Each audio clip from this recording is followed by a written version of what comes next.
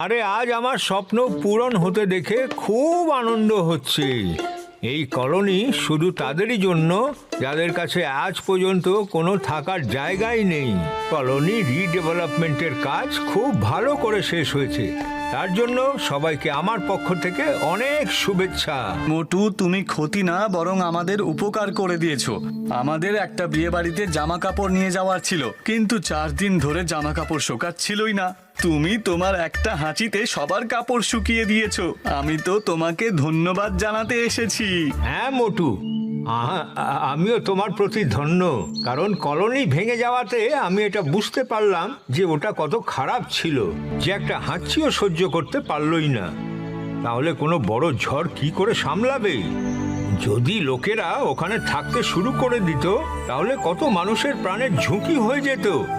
আমি ওই কন্ট্রাক্টরের বিরুদ্ধে কেস করব। এ তো আমার পুরো দাঁড়ে উল্টো হয়ে গেল রে। ভেবেছিলাম সবাই মিলে মুটুকে মারবে, পেটাবে, ধলাই দেবে, কিন্তু এখানে তো সবাই ওকে নিয়ে প্রশংসা মগ্ন হয়ে উঠেছে।